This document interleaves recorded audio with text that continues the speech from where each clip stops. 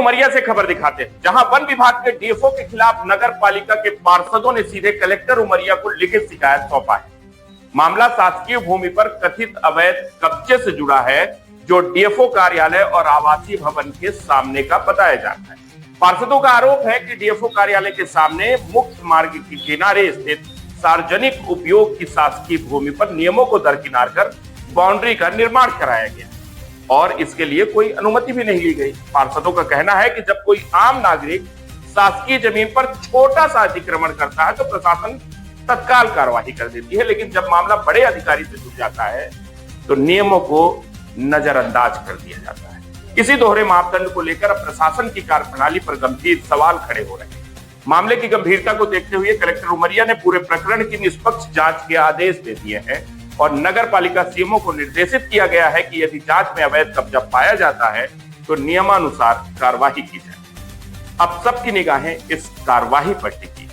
मुख्यालय में जो डीएफओ साहब का बंगला है, वो बंगला आप सबके भी जहन में होगा कि चर्चा का विषय बन गया है। वो विलासिता का केंद्र बनता जा रहा है वो, और डीएफओ साहब की सनक इस तरह बढ़ती जा रही कि वो आज पूरे शहर को अपने अधीनस्थ लाना चाहते हैं। न वो चाहते कि रेवेन्यू बचे यहाँ, न वो चाहते कि यहाँ हॉस्पिटल बचे, न वो चाहते कि यहाँ सामान्य जनमानस रहे। वो चाहते हैं सिर्फ यहाँ फॉरेस्ट विभाग का डीएफओ साहब ही निवास करें। उनकी सनक के कारण आज ये पूरे जो मुख्य मार्ग है उमरिया का, स्टेशन चौराहा से लेके नया बस स्टैंड तक का जो मुख्य मार्ग है, पुराना एनएच है, उस पर वो कब्जा किए ले रहे हैं। अपनी पक्की बाउंड्री बना के वो पूरा उसको चौड़ीकरण खत्म किए दे रहे हैं। आने वाले समय में हमको इस रोड पे नाली बनानी है, पाइपलाइन डालनी है, पानी की सप्लाई जानी है, फुटपाथ बनने हैं बच्चों के लिए, चलने के लिए, बुजुर्गों के लिए। लेकिन डीएफओ साहब के इस कृत्यों कारण से पूरी वो सड़कों को कब्जा किए ले रहे हैं। एक तरफ उन्होंने बंगला बना के बाउंड्री बना के कब्जा कर लिया, दूसरा वो अपनी ऑफिस की बाउंड्री बना के कब्जा किए ले रहे हैं। इन सबको देखते हुए पूरा उमरिया का जो 24 वार्ड के 24 पार्षद हम सब इकट्ठे होकर यहाँ जो कलेक्टर महोदय को ज्ञापन दिया, और कलेक्टर साहब ने हमें आश्वासन ही नहीं दिया, बल्कि उन्होंने स्पष्ट संबंधित विभागों को कहा है कि तत्काल कार्रवाई कर उसको हटाया जाए।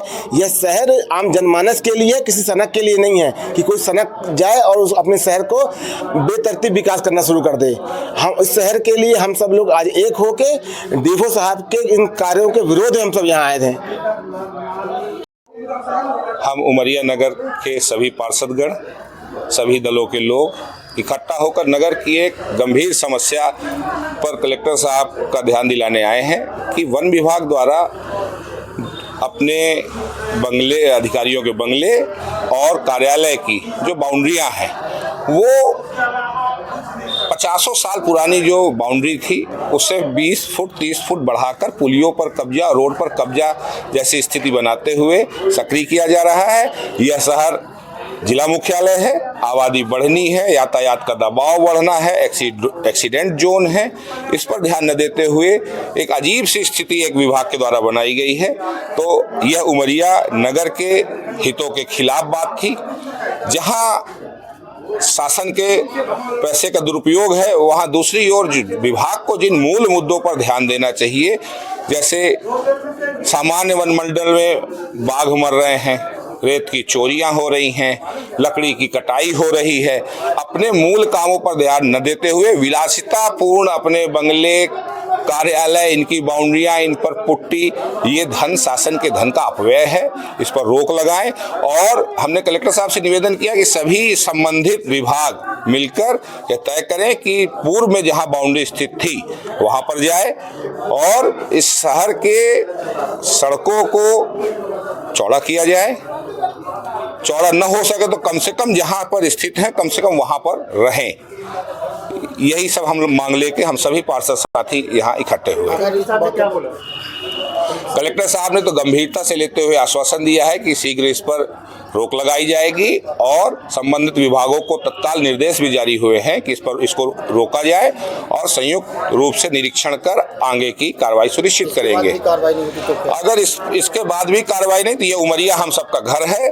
हम सभी दल के लोग मिलकर अपने नगर के हितों की रक्षा करना जानते हैं और इसके लिए जो भी आवश्यक कदम होंगे हम सभी मिलकर अपने घर की रक्षा के लिए जो भी आवश्यक कदम होंगे, जिस स्तर पर विरोध करना होगा, इस तरह के अधिकारियों के कृत्यों का हम विरोध करेंगे। क्या मामला है सर उसमें, और नगर पालिका की तरफ से उसमें क्या कार्रवाई की जा रही है? इसमें कल शाम को हमारे पास कई माध्यमों से शिकायत प्राप्त हुई थी कि स्टेशन चौराहे से जो सगड़ा मंदिर चौराहे तरफ की जो रोड है वहाँ फॉरेस्ट की बाउंड्री वाल जो बनाई जा रही है वह जो पूर्व में निर्मित जो बाउंड्री वाल थी उससे 10 से 15 फीट बढ़ा आगे करके, चूँकि रोड शोल्डर में बनाई जा रही है।